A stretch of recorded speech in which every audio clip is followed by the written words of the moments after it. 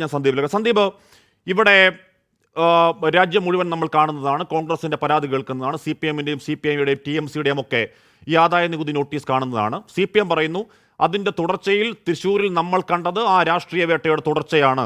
യുക്തിയുള്ള ആരോപണമല്ലേ സന്ദീപ്?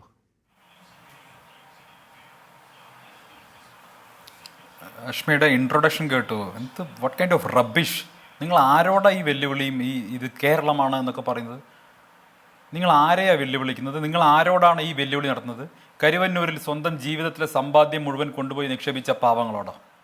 തങ്ങളുടെ പെൺമക്കളെ വിവാഹം നടത്താൻ, ആശുപത്രി ചികിത്സയ്ക്ക് വേണ്ടി, ഹൃദ്രോഗ ചികിത്സയ്ക്ക് വേണ്ടി, വീട് വയ്ക്കാൻ വേണ്ടി ആജീവനാന്തകാലം പണിയെടുത്ത പണം മുഴുവൻ വേർപ്പ് ചോര നീരാക്കി ഉണ്ടാക്കിയ പണം മുഴുവൻ കരുവന്നൂരിൽ ഈ CPM-ന്റെ നേതൃത്വത്തെയും വിശ്വസിച്ച് കൊണ്ടുപോയി നിക്ഷേപിച്ച ആ പാവങ്ങളോടാണോ ഹാഷ്മി ഈ ഇൻട്രോ വെല്ലുവിളി നടത്തി കയ്യടി വാങ്ങാൻ നോക്കുന്നത്?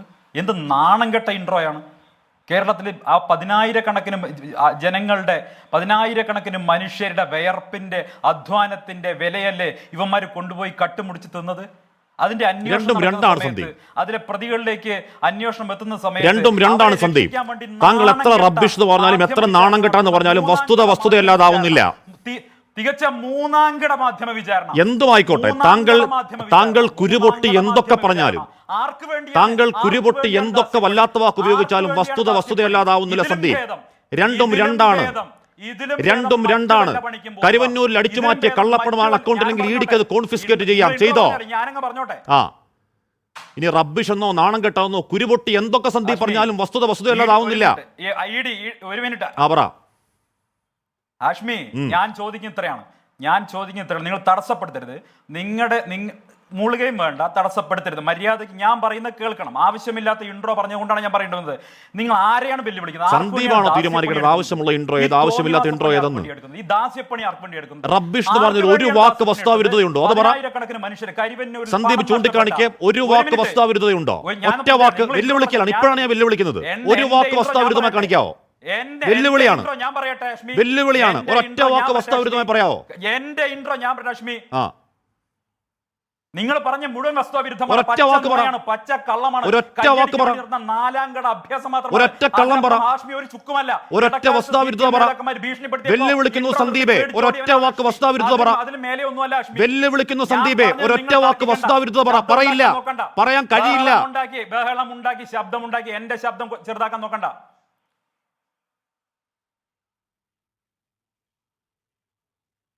നിങ്ങൾ ഇൻട്രോയിൽ ബഹളമുണ്ടാക്കി, ശബ്ദമുണ്ടാക്കി, എന്റെ ആർഗ്യുമെന്റ് ഇല്ലാതാക്കാനും നോക്കണ്ട. ഹാഷ്മി ഇപ്പോ കാർക്കിച്ചു തുപ്പിയത്, ഈ ഇൻട്രോയിലൂടെ പുലംബീട്ടുള്ള പുലഭ്യങ്ങൾ മുഴുവൻ നിങ്ങൾ കാർപ്പിച്ചു തുപ്പിയത്, ഈ വിഷം മുഴുവൻ തുപ്പിയത് ആ പണം നഷ്ടപ്പെട്ട പതിനായിരക്കണക്കിന് സാധാരണക്കാരുടെ മുഖത്തേക്കാണ്. പതിനായിരക്കണക്കിന് മനുഷ്യർ ഹൃദ്രോഗം വന്ന് ചികിത്സിക്കാൻ പണമില്ലാതെ മരിക്കേണ്ടി വന്ന ഹതഭാഗ്യർ, പെൺമക്കളെ വിവാഹം നടത്താൻ ശേഷിയില്ലാതെ കരയാൻ വിധിക്കപ്പെട്ട, നിക്ഷേപം നഷ്ടപ്പെട്ട പതിനായിരക്കണക്കിന് മനുഷ്യർ, അവരുടെ മുഖത്തേക്ക് ആട്ടിയൊന്ന് തുപ്പിയിട്ട് ഇൻട്രോയ്ക്ക് കയ്യടി വാങ്ങാൻ നോക്കുന്നു. എന്ത് നാണം കെട്ട ദാസ്യവേലയാണിത്. സന്ദീപ് എന്തൊക്കെ വാക്കുകൾ പറഞ്ഞാൽ ഞാൻ എന്റെ ഒന്നാമത്തെ വെല്ലുവിളി, ഞാൻ പറഞ്ഞതിൽ വസ്തുതാവിരുദ്ധമായി ഒന്നെങ്കിലും കാണിക്കാവോ? ഞാൻ പറഞ്ഞതിൽ വസ്തുതാവിരുദ്ധമായി ഒരു വാചകമെങ്കിലും സന്ദീപിന് ചൂണ്ടിക്കാണിക്കാവോ? എന്റെ വെല്ലുവിളിയാണെന്നേ. ഉത്തരവാദിത്തോടെ ഞാൻ വെല്ലുവിളിക്കുന്നു. ഞാൻ പറഞ്ഞ ഇൻട്രോയിൽ വസ്തുതാവിരുദ്ധമായ ഒരു വാചകം ചൂണ്ടിക്കാണിക്കാം സന്ദീപിന് കഴിയില്ല. ഞാൻ പറഞ്ഞ 100% സത്യമാണ് സന്ദീപ്. രണ്ടാമത്തെ കാര്യം, കരുവന്നൂരിലെ കള്ളപ്പണവേട്ടയും ED കേസും രണ്ടാണ് സന്ദീപ്. കരുവന്നൂരിലെ ED കേസും ഇപ്പൊ സന്ദീപ് ഇപ്പോൾ പറയുന്ന ആത്മരോഷത്തെക്കാൾ കൂടുതൽ ദോഷപ്പെട്ടവനാണ് ഞാൻ. അവിടുത്തെ പാവങ്ങളുടെ പണം നഷ്ടമായതിൽ അവിടെ പോയി അവരെ നേരിട്ട് കണ്ടവനാണ് ഞാൻ. അതുകൊണ്ട് ആ വേല ഇങ്ങോട്ട് ഇറക്കണ്ട. ഇത് രണ്ടാണ് സന്ദീപ്. എങ്ങനെയാണ് ബന്ധം? പറ. ആ വേല ഇങ്ങോട്ട് ഇറക്കണ്ട. ആഷ്മിയുടെ കയ്യിലല്ല കേരളത്തിലെ ജനങ്ങളെ. കരുവന്നൂർ വേറെ കേസാണ്. കരുവന്നൂർ വേറെ കേസാണ്. ഇവിടെ ഫണ്ട് മരവിപ്പിക്കാൻ കരുവന്നൂർ എന്ന് ആര് പറഞ്ഞു? ഇവിടെ ഫണ്ട് മരവിപ്പിച്ച് കരുവന്നൂർ എന്ന് ആര് പറഞ്ഞു? അയ്യ നാലാംകിട വർത്താനം പറയല്ലേ. നാലാംകിട വാക്ക് ചുരുട്ടി കൈവെക്ക്. നാലാംകിട വാക്ക് ചുരുട്ടി കൈവെക്ക്. അതാ പറഞ്ഞ കൈവെച്ചോ. ഒലത്ത എന്ന വാക്കൊക്കെ കൈവെച്ചാൽ മതി. ഒലത്ത എന്നൊക്കെ വാക്കൊക്കെ പാർട്ടി ഓഫീസിൽ പറഞ്ഞാൽ മതി. ഒലത്തെന്ന വാക്ക് പാർട്ടി ഓഫീസിൽ പറഞ്ഞാൽ മതി. ഇൻട്രോ നിർത്തി വീട്ടിൽ പോയാൽ എനിക്കറിയാം. സാർ ഒലത്ത് ഭീഷണിപ്പെടുത്തിയപ്പോ സാർ ഒലത്ത് എന്ന വാക്കൊക്കെ പാർട്ടി ഓഫീസിൽ പറ. വലിയ ജാടയൊന്നും കാണിക്കണ്ട, വലിയ ജാടയൊന്നും കാണിക്കണ്ട. സാർ മറുപടി ഉണ്ട്, അത് പറ. പേടിപ്പിച്ചപ്പോ CPM നേതാക്കന്മാർ ഭീഷണിപ്പെടുത്തിയപ്പോ മറുപടി ഉണ്ട്, പറയുന്നു. നേതാക്കന്മാർ ഭീഷണിപ്പെടുത്തിയപ്പോ വാലും ചുരുട്ടി സന്ദീപ് മറുപടി ഉണ്ട്, പറ. കേട്ടോ, ഞങ്ങളെ ഇൻട്രോ പറഞ്ഞ് ഞങ്ങൾ പേടിപ്പിച്ച് മൂക്കി വെച്ചൊന്നും വേണ്ട. എന്തിനാ പേടിക്കുന്നേ സാർ? എന്തിനാ പേടിക്കുന്നേ? വസ്തുത എന്റെ ഒന്നാമത്തെ വെല്ലുവിളി, അതിൽ വസ്തുതാവിരുദ്ധമായ ഒരു സെന്റൻസ് കാണിച്ചു തരാമോ? അതിന്റെ വസ്തുതാവിരുദ്ധം ഒരു സെന്റൻസ്. രണ്ടാമത്തെ വെല്ലുവിളി കരുവന്നൂരുമായി ഈ പറയുന്ന വിലക്കിന് ബന്ധം എന്താണ്? കരുവന്നൂരുമായി ഇതിന്റെ വിലക്കിന്റെ ബന്ധം സന്ദീപിനോട് ആര് പറഞ്ഞു? നിങ്ങളോട് ആര് പറഞ്ഞു? നിങ്ങളോട് പറഞ്ഞു? എന്നോട് പറഞ്ഞില്ല. താങ്കളല്ലേ പറഞ്ഞു? നിങ്ങൾ കുറെ കണക്ക് പറഞ്ഞല്ലോ. താങ്കളല്ലേ ടാക്സ് വെട്ടിച്ചു പറഞ്ഞല്ലോ. ആര് പറഞ്ഞു? എന്ത് തെളിവുണ്ട്? പറയേ. തെളിവില്ലാത്തൊരു കാര്യം പറഞ്ഞില്ലെന്ന് പറഞ്ഞു.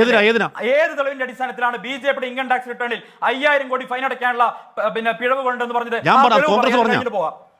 അത് കാണിച്ചതാ. അത് കോൺഗ്രസ് പറഞ്ഞു, ഞാൻ പറഞ്ഞല്ല. സാർ പ്രതിപക്ഷം പറഞ്ഞ ഞാൻ പറഞ്ഞേ. എന്ത് ചുക്കാണ് നിങ്ങളുടെ കയ്യിലുള്ളത്? സന്ദീപേ, ഞാൻ കോൺഗ്രസിനെ കോട്ട് ചെയ്തേ ഉള്ളൂ. ഞാൻ കോൺഗ്രസിനെ കോട്ട് ചെയ്തേ ഉള്ളൂ. ഇനി തെളിവ് വേണോ? ഇനി തെളിവ് വേണോ? തെളിവ് വേണോ? തെളിവ് വേണോ? കോട്ടെ, തെളിവിന് വേണോ? തെളിവ് ഞാൻ അയച്ചു തരാം. സാർ തെളിവ് ഞാൻ അയച്ചു തരാം. ഞാൻ അയച്ചു തരാന്നേ. ഞാൻ അയച്ചു തരാം. ഇലക്ഷൻ കമ്മീഷൻ BJP കൊടുത്ത ഈ പറയുന്ന അഫിഡവിറ്റിൽ വാലും തുമ്പുമില്ലാത്ത അക്കൗണ്ട് ഉണ്ട്. ഞാൻ കാണിച്ചു തരാം. തെളിവ് വേണോ? ഞാൻ തരാന്നേ. ഞാൻ തരാം സാറേ. സാർ ഞാൻ തരാം. പിന്നെ റിട്ടേൺ കൊടുക്കാനില്ല. അങ്ങനെയുള്ള ഏതെങ്കിലും ഒരു അന്വേഷണ റിപ്പോർട്ട് ഉണ്ടെങ്കിൽ കോൺഗ്രസ് പറയുന്നല്ല, നിങ്ങളുടെ കയ്യിൽ ഒന്നുമില്ല, ഒരു ചുക്കുമില്ല. മറുപടി ഉണ്ടോ? സന്ദീപിന് മറുപടി ഉണ്ടോ? നിങ്ങളുടെ കയ്യിൽ ഒരു ചുക്കുമില്ല. സന്ദീപിന് മറുപടി ഉണ്ടോ? പത്രസമ്മേളനം കേട്ട് ഇൻട്രോ പറഞ്ഞ സന്ദീപിന് മറുപടി ഉണ്ടോ? സന്ദീപിന് മറുപടി ഉണ്ടോ? നമ്മൾ വിഷയത്തിലേക്ക് വരാം. വിഷയത്തിലേക്ക് ഞാൻ പറഞ്ഞതല്ലേ സാർ, ഞാൻ പറഞ്ഞതല്ല. അത് പറഞ്ഞത് പ്രതിപക്ഷമാണ്. രണ്ടാമത്തെ കാര്യം 42 കോടി അൺഡിസ്ക്ലോസ്ഡ് എമൗണ്ട് ഉണ്ടെന്ന് കോൺഗ്രസ് പറയുന്നതാണ്. അതിന്റെ രേഖയെ അവർ പുറത്തുവിടുന്നത് ഇലക്ഷൻ കമ്മീഷനിൽ BJP കൊടുത്ത കണക്കാണ്. ആ കണക്കിൽ വാലും തുമ്പൂലത്ത് അക്കൗണ്ട് ഉണ്ട്. ഞാൻ അയച്ചു തരാം. സന്ദീപിന് അയച്ചു തരട്ടോ? ആഷ്മിയുടെ കാര്യം പറയട്ടെ. നിങ്ങൾ കോൺഗ്രസിന്റെ പത്രസമ്മേളനത്തിൽ പറഞ്ഞു വെച്ച അർത്ഥശൂന്യമായിട്ടുള്ള കാര്യങ്ങൾ സ്വന്തം അഭിപ്രായം പോലെ തട്ടരുത്. പിന്നെ ഞാൻ സന്ദീപിന് അയച്ചു തരാം. BJP 1 രൂപ കൊടുക്കാനില്ല. ഞാൻ സന്ദീപിന് അയച്ചു തന്നാലോ? ഒരു BJPയുടേതായിട്ട് ഇൻകം ടാക്സ് റിട്ടേണിൽ ഒരു പിഴവുമില്ല. ഞാൻ സന്ദീപിന് അയച്ചു തന്നാലോ? കാര്യങ്ങളും വൃത്തിയായി ചെയ്തിട്ടുണ്ട്. ഇനി പരാതി ഞാൻ സന്ദീപിന് അയച്ചു തന്നാലോ? കോൺഗ്രസ് പരാതി ഉണ്ടെങ്കിൽ നാഴേക്ക് 40 വട്ടം കോടതി പോകുന്നുണ്ടല്ലോ. എന്താ കോടതി പോകാത്തത്? അത് ചോദിക്കാം. അത് കോൺഗ്രസിനോട് ചോദിക്കാം. ഒരു കാര്യം ഞാൻ കൃത്യമായിട്ട് പറയാം. ഒരു ഇലക്ഷൻ ടൈമിൽ, ഒരു തെരഞ്ഞെടുപ്പ് സമയത്ത്, 1 മിനിറ്റ് ആഷ്മി, ഒരു കാര്യം കൃത്യമായി പറയട്ടെ. ഒരു തെരഞ്ഞെടുപ്പ് സമയത്ത്, അല്ലാത്ത സമയം ഞാൻ പറയുന്നില്ല, ഒരു തെരഞ്ഞെടുപ്പ് സമയത്ത് ജനങ്ങളുടെ ജനവിധിയുടെ കുത്തവകാശം ചാനൽ മുറിയിൽ നിന്നിട്ട് മാധ്യമ ജഡ്ജി ഞങ്ങൾ പറയരുത്, പ്രഖ്യാപിക്കരുത്. കേരളത്തിൽ BJP അങ്ങ് ജയിക്കില്ല എന്നൊക്കെ നിങ്ങൾ അങ്ങ് പ്രഖ്യാപിച്ചു കളയരുത് കേട്ടോ. ഒന്ന് സന്ദീപ് കേട്ടതിന്റെ പ്രശ്നമാണ്. അധികാരം തന്നിട്ടില്ല. ഒന്ന് സന്ദീപ് കേട്ടതിന്റെ പ്രശ്നമാണ്. മത്സരിക്കുന്നത് ജയിക്കാൻ വേണ്ടിട്ടാ. ജനങ്ങൾ ജയിക്കട്ടെ. നിങ്ങൾക്ക് പ്രഖ്യാപിക്കാൻ ഒരാൾ അധികാരം സർ, ജയിക്കട്ടെ സന്ദീപ്. ഒന്ന് രോഷം അടക്ക്. ദേശാഭിമാനികളുടെ ഏകപക്ഷീയമായിട്ട് അങ്ങ് പറഞ്ഞു പോയിക്കോ. ഒന്ന് രോഷം അടക്ക്. ഞാൻ പറയട്ടെ. ഒന്ന് രോഷം അടക്ക്. ഞാൻ പറയട്ടെ. നിങ്ങൾ മര്യാദകൾ ഇൻട്രോ പറയണം. നിങ്ങൾ ഒരു പാർട്ടി ഏകപക്ഷീയമായിട്ട് അങ്ങ് ജയിക്കുന്നു. സന്ദീപ് CPM-നെതിരെ ഇൻട്രോ പറയുമ്പോൾ അത് മഹത്തരമാകും. CPM-നെതിരെ ഞാൻ രൂക്ഷമായി പറയുമ്പോൾ സന്ദീപിനും BJP-ക്കും അത് മഹത്തരമാകും. അത് BJP-ക്കെതിരെ പറയുമ്പോൾ പൊള്ളും. അത് സ്വാഭാവികമാണ്. ഞാൻ കുറ്റം പറയുന്നില്ല. പക്ഷെ നമുക്ക് കാര്യത്തിലേക്ക് വാ. മാട്രോ ഫാക്സിലേക്ക് വാ. എന്റെ ചോദ്യം തൃശ്ശൂരിലെ ശരി, മാട്രോ ഫാക്സിലേക്ക് വാ. ആദ്യം തൃശ്ശൂരിലെ അവിടുത്തെ ജില്ലാ കമ്മിറ്റിയുടെ ഒഫീഷ്യൽ അക്കൗണ്ട് മരവിപ്പിക്കാൻ കരുവന്നൂരുമായി ബന്ധമുണ്ടെന്ന് സന്ദീപിനോട് ആര് പറഞ്ഞു? കരിവന്നൂരിന്റെ അന്വേഷണത്തിന്റെ ഇടയിൽ തന്നെയാണ് കോടിക്കണക്കിന് രൂപയുടെ ക്രമക്കേടുകൾ കണ്ടെത്തിയിട്ടുള്ളത്. ആ ക്രമക്കേടുകൾ ഇൻവെസ്റ്റിഗേഷൻ ഏജൻസി കണ്ടെത്തുന്ന സമയത്ത് ഇപ്പൊ ഇലക്ഷൻ ആണ്, ഇപ്പൊ അന്വേഷിക്കേണ്ട, ഇലക്ഷൻ കഴിഞ്ഞിട്ട് അന്വേഷിച്ചാൽ മതി ഒന്നൊരു ഇൻവെസ്റ്റിഗേഷൻ ഏജൻസിക്ക് തീരുമാനിക്കാൻ പറ്റുമോ? ഇതെവിടെ തന്നെയാണ് സാർ? ഞാൻ നേരിട്ട് ചോദിക്കാം. താങ്കളോട് ആര് പറഞ്ഞത് കരുവന്നൂരിന് ബന്ധമുണ്ട്? ഇൻവെസ്റ്റിഗേഷൻ നടക്കുന്ന സമയത്ത് ഒരു സെക്കൻഡ് ഒരു ഓൺഗോയിങ് ഇൻവെസ്റ്റിഗേഷൻ നടക്കുന്ന സമയത്ത് ഏജൻസികൾ വിവിധ ബാങ്കുകൾ പരിശോധിക്കുന്ന സമയത്ത് കോടിക്കണക്കിന് രൂപയുടെ ഇടപാടുകൾ, ക്രമക്കേടുകൾ കണ്ടെത്തുന്ന സമയത്ത് ആ ക്രമക്കേടുകൾ ഇലക്ഷൻ കഴിയുന്നവരെ അന്വേഷിക്കാൻ പാടില്ല എന്ന് പറയാൻ നിങ്ങളാരാ? പാടില്ല എന്ന് പറയാൻ കഴിയില്ല. എന്റെ ചോദ്യം പിന്നെ അവിടെ നിൽക്കലാണ്. നിയതമായിട്ടുള്ള നിയമങ്ങളില്ലേ സാർ? എന്റെ ചോദ്യം പിന്നെ അവിടെ നിൽക്കലാണ്. ഇത് കരുവന്നൂരുമായി ബന്ധമുണ്ടെന്ന് ഒരൊറ്റ വാക്കിൽ പറയാവുന്നതേ ഉള്ളൂ. സന്ദീപിന് അറിയാമെങ്കിൽ ഇത് കരുവന്നൂരുമായി IT ആദായ നികുതി വകുപ്പിന് ബന്ധം എന്താണ്? കരുവന്നൂർ കേസ് അന്വേഷിക്കുന്നത് ED ആണ്. ഇനി ഈ പറയുന്ന അക്കൗണ്ടിലുള്ളത് പാവങ്ങളിൽ നിന്ന് പിടിച്ചു പറിച്ച കള്ളപ്പണമാണെങ്കിൽ, സാർ, ഈ പാവങ്ങളുടെ പണമാണെങ്കിൽ EDക്ക് അത് കോൺഫിസ്കേറ്റ് ചെയ്യാം. മരവിപ്പിക്കേണ്ട കാര്യമില്ല. നിയമവഴി അറിയാതെ പറയല്ലേ അങ്ങനെ? ഹാഷ്മി, ഞാൻ കൃത്യമായിട്ട് പറയുന്നു, ഒരു ഇൻവെസ്റ്റിഗേഷൻ, ഓൺഗോയിങ് ഇൻവെസ്റ്റിഗേഷൻ നടക്കുന്ന സമയത്ത് പുതിയ ക്രൈമുകളിലേക്കുള്ള തെളിവുകൾ വരുന്ന സമയത്ത് ആ തെളിവുകൾ തെരഞ്ഞെടുപ്പാണെന്ന് കരുതി അതിനെ അവഗണിക്കാൻ പാടുണ്ടോ എന്നുള്ളതാണ് എന്റെ ചോദ്യം. പാടില്ല എന്നാണ് എന്റെ മറുപടി. അവഗണിക്കാൻ പാടില്ല എന്നാണ് എന്റെ മറുപടി.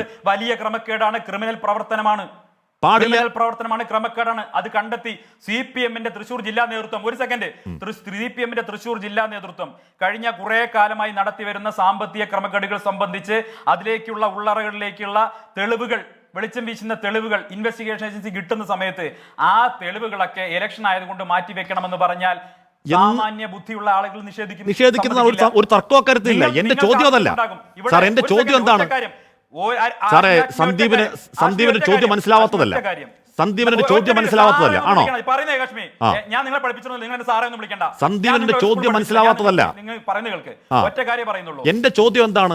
എന്റെ ചോദ്യം എന്താണ്? ഫണ്ട് മരവിപ്പിക്കലും കരുവന്നൂർ ബാങ്കുമായി ബന്ധം എന്താണ്?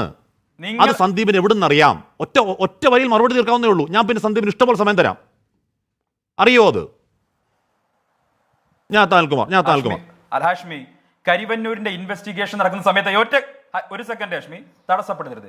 കരിവന്നൂർ ഇൻവെസ്റ്റിഗേഷൻ നടക്കുന്ന സമയത്ത് തന്നെ കരിവന്നൂരിലെ അഴിമതിയുമായി ബന്ധപ്പെട്ടിട്ടുള്ള സകലമാന തെളിവുകളും ഇൻവെസ്റ്റിഗേഷൻ ഏജൻസികൾ അപഗ്രഥിക്കുന്ന സമയത്ത് കള്ളപ്പണ ഇടപാടുമായി ബന്ധപ്പെട്ട കാര്യങ്ങൾ പുറത്തു വരുന്നു, അൺഅർത്ത് ചെയ്യുന്നു.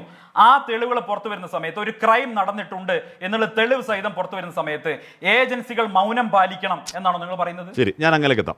നിയമവിരുദ്ധമല്ലേ? നിയമവിരുദ്ധമായ ഒരു കാര്യം ചെയ്യാനല്ലേ ആവശ്യപ്പെടുന്നത്? ശരിയാണ്, നിയമവിരുദ്ധമായി താങ്കൾ പറയുന്നത് ശരിയാണ്. എന്റെ ചോദ്യം അവിടെ നിൽക്കുകയാണ്. ക്രിമിനൽ പ്രവർത്തനമാണോ തെറ്റാണോ? സാർ, എന്റെ ചോദ്യം അവിടെ നിൽക്കുകയാണ്. നിയമപരമായിട്ടുള്ള കരുവന്നൂർ ബാങ്കും പിന്നെ അതിൽ തന്നെ നിൽക്കല്ലേ. എന്റെ ചോദ്യം, കരുവന്നൂർ ബാങ്ക് തട്ടിപ്പും CPM-ന്റെ ജില്ലാ അക്കൗണ്ട് മരവിപ്പിച്ച നടപടിയും തമ്മിൽ ബന്ധം എന്താണ്? അത് സന്ദീപിന് എവിടുന്ന് അറിയാം? അത് അറിയാമെങ്കിൽ ആക്ഷൻ ചെയ്യേണ്ടത് ED ആണ്. ED ചെയ്യേണ്ടത് എന്താണ്? ഈ പാവങ്ങളുടെ പണം പിടിച്ചു വച്ചിരിക്കുന്ന അക്കൗണ്ടിൽ ആ പണം പിടിച്ചെടുക്കലാണ് ചെയ്യേണ്ടത്. ED ആണ് ചെയ്യേണ്ട പണിയാണത്. മനസ്സിലായോ? കാര്യം കൃത്യമായിട്ട് പറയാം. ആഷ്മി, ദയവ് ചെയ്ത് ആളുകളെ ഒരു മിനിറ്റ്, ആഷ്മി ദയവ് ചെയ്ത് ED-യുടെ പണിയും IT-യുടെ പണിയും ഇരുന്ന് പഠിപ്പിക്കേണ്ട. അതിനുള്ള വിദ്യാഭ്യാസ യോഗ്യത ഒന്നും ആഷ്മിക്കും ഇല്ലല്ലോ. ആഷ്മി അതിരുന്ന് പഠിപ്പിക്കേണ്ട. അത് നന്നായി അറിയുന്ന ആളുകൾ ആ പണി എടുക്കുന്നുണ്ട്. താങ്കൾക്ക് അതിനുള്ള വിദ്യാഭ്യാസ യോഗ്യത ഉള്ള അങ്ങ് പറയൂ. കരുവന്നൂർ ബാങ്ക് തട്ടിപ്പും തൃശൂർ ജില്ലയിലെ CPM-ന്റെ അക്കൗണ്ട് മരവിപ്പിക്കലും തമ്മിൽ ബന്ധം എന്താണ് സന്ദീപ്? ഒരു സെക്കൻഡ്, ഞാൻ ചോദിക്കട്ടെ, കൈവന്നൂരിൽ നിന്ന് കൊള്ള ചെയ്ത പണത്തിന്റെ പങ്കല്ല ഈ ബാങ്കുകളിൽ നിക്ഷേപിച്ചതെന്ന് ഹാഷ്മിക്ക് എങ്ങനെ ഉറപ്പ് പറയാൻ പറ്റും? പങ്കാണെങ്കിൽ ED പിടിച്ചെടുക്കണം. അതാണ് ഞാൻ പറയുന്നത്. അതിന് നിയമപരമായി EDക്ക് ഒരു തടസ്സവും ഇല്ല.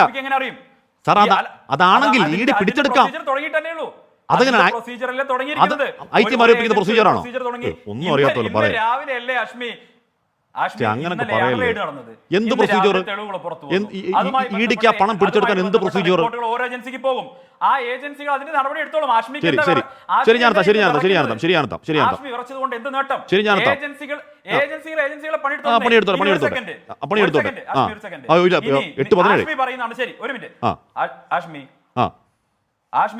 പറയുന്നത് പോലെയാണെങ്കിൽ ED ആണ് എടുക്കേണ്ടത്.